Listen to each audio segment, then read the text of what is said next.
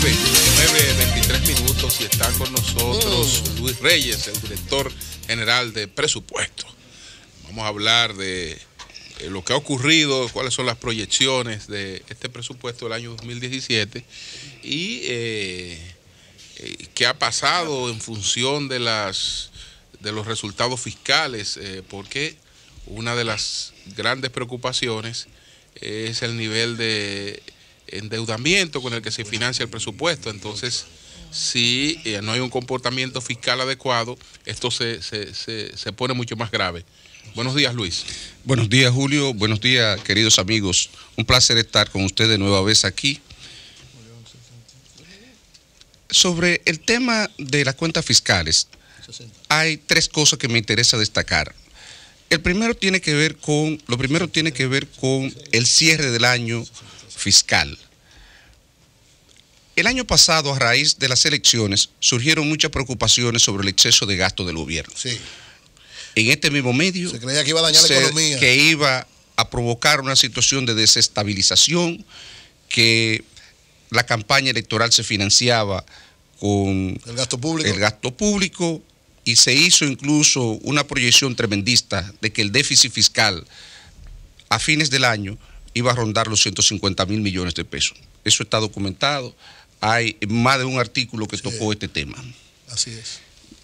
Y con satisfacción, como parte del equipo de gobierno, del equipo económico, me complace darle a conocer a la población que el cierre del año fiscal mostró de manera preliminar un exceso de gasto de 1.000 millones sobre lo que teníamos originalmente previsto en el presupuesto. El déficit fiscal cerró en 2.3% del Producto Interno Bruto, lo mismo que teníamos en el presupuesto previsto, y tengo también que destacar que ese resultado fue posible porque durante los últimos 3 meses del año hubo una recuperación casi espectacular en las recaudaciones. Y esos son buenos augurios, porque parte de las preocupaciones que existían o existen respecto al año 2017 tenía que ver con la formulación del presupuesto y el aumento en las recaudaciones. Recordemos que también más de un analista dijo que nosotros estábamos exagerando la estimación de ingresos. Y no solamente terminamos bien el año 2016, sino que lo que va de enero está mostrando que las estimaciones que teníamos, por lo menos para este mes de enero, se van a cumplir. Se van a cumplir de manera satisfactoria. Decía que quería destacar 3 elementos. El primero de ellos tenía que ver con el cierre del año fiscal, que fue muchísimo mejor de lo que nosotros preveíamos por la recuperación de las recaudaciones y también porque hubo la voluntad de recortar el gasto en el momento que fue necesario para cuadrar las cuentas en los términos que ya le expliqué. El segundo elemento que quería destacar tiene que ver con algo que pasó desapercibido. A finales del año pasado, nosotros recibimos la evaluación PEFA. La evaluación PEFA es la evaluación sobre gasto público y rendición de cuentas. Es la evaluación más importante que se hace de las cuentas fiscales, y la evaluación PEFA surge con el auspicio del Banco Mundial, el Fondo Monetario Internacional, el Banco Interamericano de Desarrollo, Agencia de Desarrollo de Suecia, Inglaterra, Francia, y la hace un panel de expertos independientes. ¿Qué evalúan? Entonces, evalúan todo lo que tiene que ver con las cuentas fiscales, evalúan las recaudaciones, evalúan la universalidad del gasto público que se publica, evalúa la transparencia del gasto público, evalúa la previsibilidad de resultado fiscal, evalúa si nosotros respetamos los techos de gasto que se establecen, evalúa la calidad del control del gasto público, el registro del gasto público, evalúa todos los elementos que tienen que ver con la política fiscal. Eso está publicado ahí y muestra que respecto al año 2012 hubo avances importantes. Por primera vez el país obtuvo una calificación de A en 3 aspectos que tienen que ver con la evaluación PEFA. Una de ellas es, primero, la transparencia, la universalidad del presupuesto y la predictibilidad del gasto. una de las cosas que más se ha criticado durante años es que los techos de gasto no se respetan, que las desviaciones son importantes. Para que le den una evaluación de A, la desviación del gasto tiene que ser inferior al 5% en cada año. Enfatizo, el periodo que se evalúa es del año 2013 al año 2015 incluido. Esos 3 años, 2013, 2014 y 2015. Y ahí se produjeron avances importantes en términos institucionales. Hay una comparación de cuánto fue el resultado de la evaluación PEFA del año 2016 versus el año 2012. Y repito, hay razones para nosotros sentirnos contentos por los avances institucionales que están teniendo lugar en el país. ¿Esta evaluación PEFA no tiene algún reflejo en la percepción de corrupción? Me pregunto, si no hay desvío del gasto, ¿por qué hay entonces una percepción alta de corrupción? Mira, yo no puedo hablar de una manera categórica de por qué se produce una percepción elevada de corrupción. Lo que sí puedo decir es que una de las maneras de combatir la corrupción es con la transparencia. Una mayor transparencia da oportunidad de que el ciudadano se empodere mucho más de las cuentas fiscales, de los resultados fiscales, y que él pueda ejercer de veedor de lo que se hace con los recursos públicos, con los dineros públicos. Por eso, una precondición para combatir la corrupción es el tema de la transparencia. Y en términos de transparencia, durante esta administración de gobierno ha habido avances significativos reconocidos por los organismos internacionales. ¿Por qué eso no ha impactado en la percepción de corrupción? Realmente no tengo una respuesta, pero sí puedo afirmar de manera categórica que nosotros en términos de transparencia estamos mucho mejor en las cuentas fiscales que lo que estábamos hace 4 o 5 años atrás. ¿Cómo se maneja la dirección de presupuesto con las instituciones que pautan, por ejemplo, la construcción de un proyecto de edificación por un monto y luego se hacen adendas que hasta superan el monto por el que fue pautado inicialmente? La Dirección General de Presupuesto no participa de esas discusiones porque nosotros no tenemos elementos de juicio para determinar si una obra, si hay razones que justifiquen que una obra exceda lo pactado, lo contratado. Yo puedo decirle por mi experiencia profesional por qué yo creo que ocurre eso. Mire, frecuentemente en el país nosotros no hacemos presupuesto al detalle. Y al no hacer presupuestación al detalle, eso se presta mucho para que ocurran situaciones como esta. ¿Qué es lo que nosotros vemos? Se decide hacer una obra, se selecciona un lugar para hacer la obra, pero no se han hecho los estudios geológicos previos para saber las condiciones del terreno. Luego nos encontramos que hay que hacer movimientos de tierra que son costosos, que son caros, para adecuar el terreno. Y eso lo hemos visto una y otra vez durante nuestra experiencia como director general de presupuesto. Entonces, pero en remodelaciones se ha dado. Yo sé que no es un tema suyo, porque, por ejemplo, usted simplemente gestiona el presupuesto y le asigna partidas a las instituciones. Nosotros hemos visto, por ejemplo, remodelaciones. Ya no hay que hacer grandes movilizaciones de tierra porque el hospital estaba ahí. Por ejemplo, simplemente previmos que hay que hacer una expansión o hay que hacer una rehabilitación. Entonces me resulta que se presupuestó una cantidad y luego esa cantidad no fue suficiente, sino que necesitamos otra vez la misma cantidad el año que viene. Mire, yo les reitero, quizá no soy la persona más adecuada para darle respuesta a eso, porque como director de presupuesto a mí me hacen un requerimiento de recursos, se asignan recursos, si la obra cuesta más, cuesta menos, pues ya eso, la institución responsable de la contratación tiene que tener los elementos de juicio, e incluso esos contratos son contratos públicos, deben de suministrarse la información a la población y a quien lo solicite de las razones de por qué esos presupuestos y esos contratos se incrementaron. Entonces, les reitero, lo que he visto más frecuentemente de por qué se aumentan los presupuestos, los contratos, es por falta de planificación y reitero, de presupuestación al detalle. Frecuentemente usted encuentra situaciones como esta que creo que lo va a edificar a usted y a quienes nos escuchan sobre cuál es la situación que enfrentamos. Se decide la expansión de un hospital, para seguir con el ejemplo que usted comentaba, y después que se hace la construcción de la expansión del hospital, entonces posiblemente nos damos cuenta de que necesitamos adecuar los servicios, por ejemplo, de cocina o de lavandería, o ambas cosas a la vez, y eso no se tomó en cuenta, y entonces eso deviene en esas adendas a las que usted hacía referencia. Hay una debilidad. Yo he venido a hablar de cosas positivas, pero yo creo que también es oportuno para uno decir cosas. Miren, hay una debilidad intrínseca del Estado dominicano. El Estado dominicano tiene serias debilidades en lo que tiene que ver con la planificación.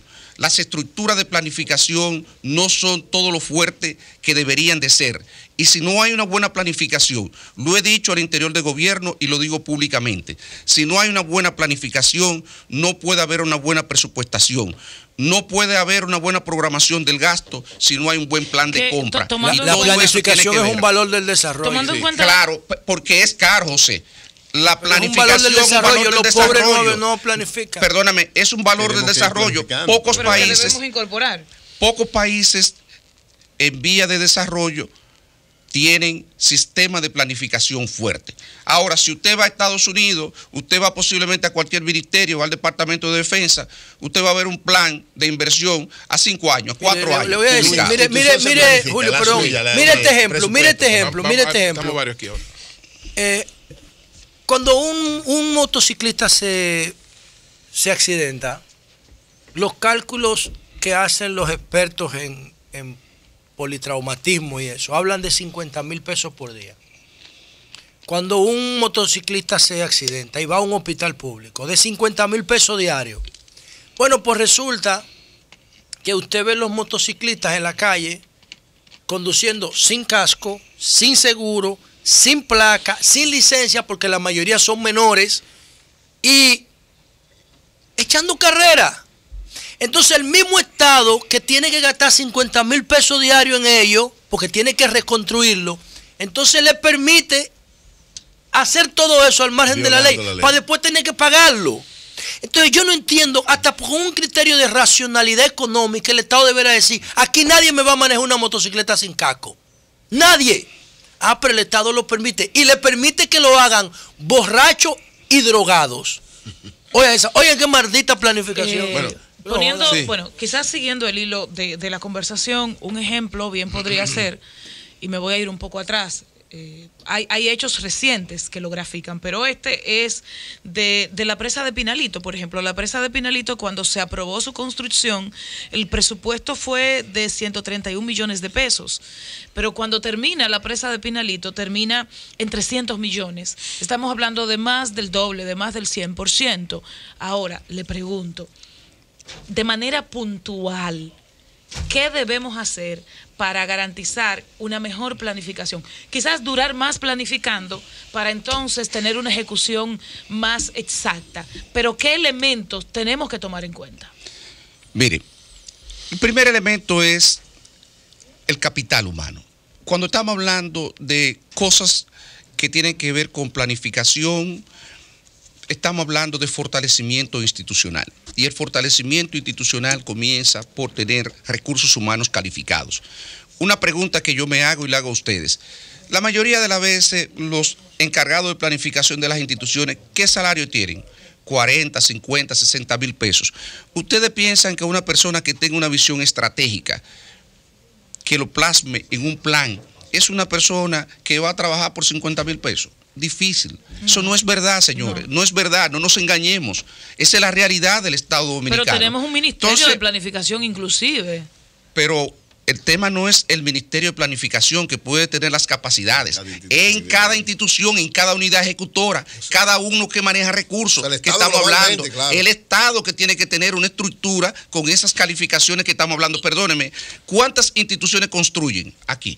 Cada institución de eso debería de tener su plan, primero con una estimación de los recursos que va a recibir anuales, por los próximos 3, 4 años, y se hace, déjeme decirle, porque ese ministerio al que usted hace referencia publica un documento que se llama el Plan Plurianual de Inversión Pública, que debe recoger todos los proyectos global. Ahora, la calidad de la información que contiene ese plan, a eso es que nos estamos refiriendo. Sí. Ahí es donde radica el problema. La información que le suministran a ese ministerio no tiene la calidad, y como no tiene la calidad, entonces nos encontramos con situaciones como esa. ¿Por qué?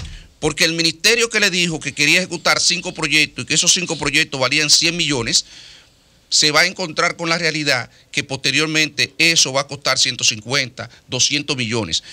Y en principio se puede presumir que hay mala fe, pero yo le aseguro a usted que también hay mucho de falta de capacidades, sí. Quizás aquello de que yo necesito 3 botellas de agua, pero si yo digo que me van a costar 100 pesos, van a pensarlo para entregarme los 100 pesos. Ahora, yo mejor le someto un presupuesto de las 3 botellas de agua en 50 pesos y ya cuando esté embarcada, pues va a tener que aparecer el resto. Eso lo hemos visto en más de una oportunidad.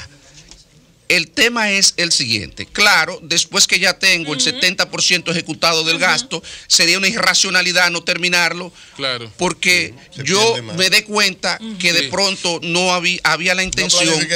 No solamente eso, que había la intención de que me lo validaran para yo ejecutar. Y la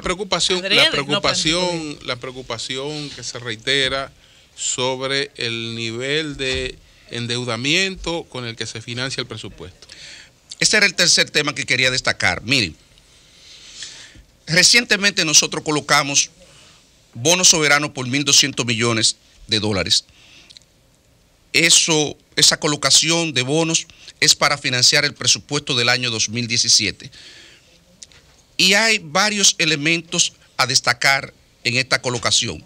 El primero tiene que ver con la cantidad de demanda, la cantidad demandada de instrumentos de deuda en valor, aproximadamente unos 3.000 millones de dólares que estuvieron demandando los inversionistas de instrumentos de deuda de República Dominicana. Nosotros colocamos 1.200 billones de los 3.000.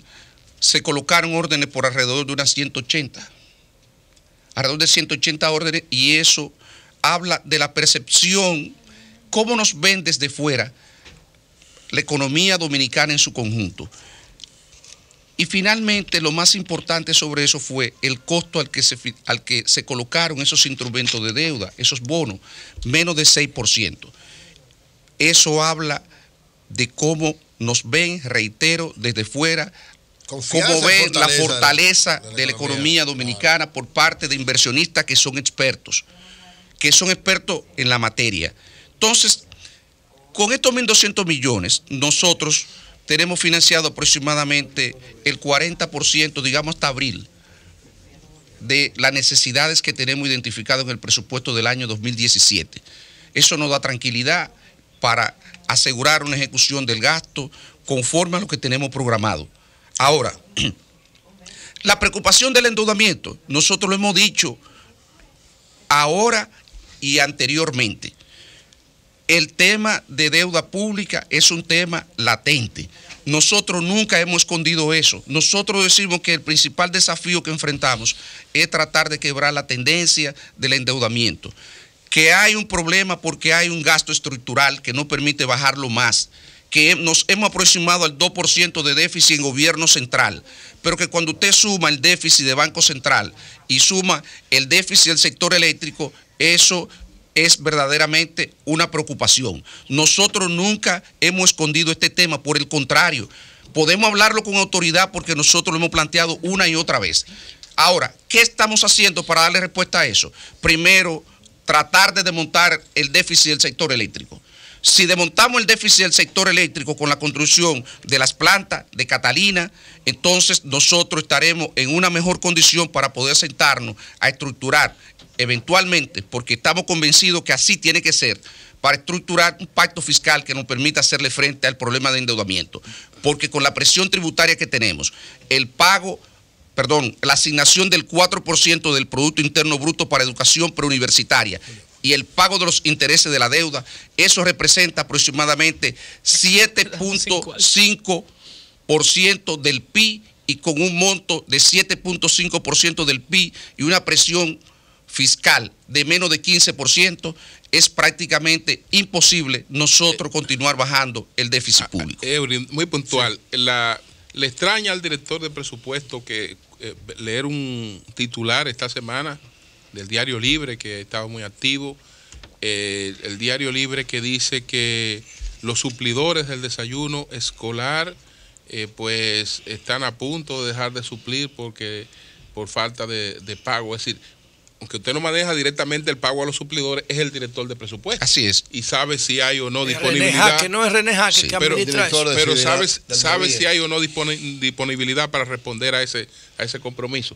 ¿Qué piensa? No que pienso, no. Yo voy a decir la respuesta del gobierno sobre ese tema. Vamos a ver. Nosotros damos seguridad a todos esos suplidores que hay atrasos. Se generaron unos atrasos el pasado año. Hubo un problema de coordinación entre el área que tiene que proveer los alimentos para los estudiantes y la parte financiera, y eso generó unos atrasos a fin de año, pero en este momento nosotros le damos seguridad a todos los suplidores que nosotros vamos a eliminar los atrasos hasta los niveles razonables que tenían 5 o 6 meses atrás. Tenemos identificado, creo que unos 1.800 millones de pesos en atraso. Eso ya se han pagado unos 450, 500 millones y vamos a continuar pagando. La partida se ha colocado por completo a disposición del organismo para que pueda proceder a eliminar los atrasos. Es decir, que en febrero... Es decir, que los reclamantes están en su razón. Totalmente, por Dios, seguro que sí. O sea, le estoy otorgando, no solamente que le estoy reconociendo que tienes razón, sino que también nosotros, en reconocimiento a la razón que ellos plantean, estamos actuando con prontitud para resolver el problema que ellos están señalando. Y ya se han puesto los recursos a disposición para cumplir con que están ejecutando. He dicho que ya ejecutaron aproximadamente unos 450, 500 millones del monto que pusimos a disposición. ¿Ustedes han podido determinar cuáles componentes o qué participación del desayuno y el almuerzo escolar que se sirven son importados y cuáles son producidos aquí? No, la mayoría de los suplidores, José, son suplidores nacionales. Ahora, por la naturaleza del desayuno, puede ser que haya algún componente importado. Ahí se puede crear un mercado interno interesante. No, que lo hay. Lo hay, José, yo digo un mercado de provisión, no de consumo. De provisión. Mira, José, se compra una gran cantidad de productos manufacturados, alimenticios, manufacturados y también agropecuarios. Hay mercados internos importantes en las comunidades, porque eso fue parte de la visión del presidente. Cuando nosotros implementamos no solamente el 4%, no solamente el desayuno escolar, el almuerzo escolar también, lo que pensábamos era en fortalecer el mercado interno de esas comunidades. Y la instrucción era que se contrataran pequeños suplidores de las comunidades. Pero no hay un estudio que me diga a mí como contribuyente de ese dinero que se usa para eso. Mira, de lo que se sirve en el desayuno escolar, este porcentaje es importado y porcentaje el Ministerio de Educación, a través de la dirección. El director hablaba de planificación. Yo quiero saber para dónde está yendo ese dinero. En su momento, la dirección del desayuno escolar del Ministerio de Educación ha aportado los datos. Es como la butaca, mire. La butaca debían hacerse con plástico reciclado aquí. La compramos en China y duran 2 años. Vamos a traer a René para ampliar ese tema. René ha documentado eso. Luis. Nos llama la atención que en los últimos tiempos, en términos de lo que tiene que ver la ejecución del presupuesto y los pagos del gobierno, se ha fortalecido institucionalmente ese mecanismo. Sin embargo, la imagen que hay que supuestamente los niveles de corrupción se han incrementado. O sea, ¿realmente esos mecanismos han contribuido en términos concretos a evitar corrupción, dispendio y mal uso de los recursos del Estado, todas estas leyes y todo este fortalecimiento de la Contraloría y este tipo de cosas? Sin lugar a dudas. Miren, yo decía que la transparencia tiene la virtud que ayuda a empoderar a los ciudadanos y a empoderar a los interesados, a las empresas, de el conocimiento necesario para reclamar. ¿Qué ha pasado en los últimos 5 años? Primero, 12.000 millones que se administraban de manera discrecional, que hoy van a la cuenta única del Tesoro, y se puede rendir cuenta en qué se gasta esos 12.000 millones que antes se gastaban, estaban en las gavetas o en cuenta de las instituciones que nadie sabía lo que se hacían con ellos. Entonces, ¿cómo me van a decir que ese elemento no ayuda a combatir la corrupción? ¿Qué otro elemento ha tenido lugar durante los últimos 4 años? Anteriormente, el director de presupuesto le sometían caso por caso, los pagos, y él decía a quién le pagaba, a quién no se le pagaba. Hoy día es un sistema felizmente superado. A cada institución se le asigna una cuota mensual, trimestral, para que vaya ejecutando lo que el Congreso le asigna y se le respeta. Pregunten cuántas instituciones hay que no ejecutan por lo menos el 90% de su presupuesto todos los años. ¿Cómo me van a decir que eso no es un paso de avance? Que no contribuye al combate a la corrupción. Entonces, que el presupuesto ya no concentre ese poder, que se haya desconcentrado, eso es un paso de avance.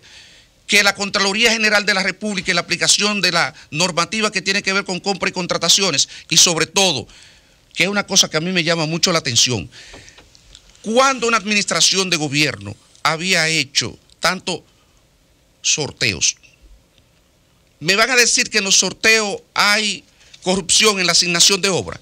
¿Cuánto se ha asignado? Todos los hospitales que están en remodelación se asignaron mediante sorteo. Todas las escuelas que están en construcción, las aulas, se asignaron por sorteo. ¿Cuánto representa eso de la inversión pública? Y eso no es un paso de avance. Eso no es un paso de avance, eso no es una muestra de transparencia. Es transparencia, pero debilita la planificación. No necesariamente. Ori, tenemos que decir lo siguiente, existe una debilidad en la planificación, pero no es por el problema de concurso. Porque el concurso, usted lo que tiene que hacer es prever dónde va a construir, cómo quiere construir y sobre todo tener la apropiación de recursos, y eso se puede planificar. No son contrarios el aspecto de la planificación, el aspecto de la planificación y el aspecto de los sorteos, el aspecto que tiene que ver incluso con la forma como usted quiera llamar para la ejecución, para la contratación de obra. En cualquier caso, es posible hacer una planificación. El problema que usted refería de los excedentes en términos de los contratos, de lo pactado en la construcción de determinados proyectos, tiene que ver frecuentemente, como dije, con el tema de que las instituciones son débiles en el ámbito de la planificación. Son las 9:50 minutos. Bueno, señores, vamos a agradecer al director de presupuesto, Luis Reyes, esta conversación. Tremendo. Que nos orienta sobre una serie de temas importantes. Brillante. Muchas gracias, Luis. Gracias a ustedes. Casi fuera. Muy bien, muy bien. El sol de la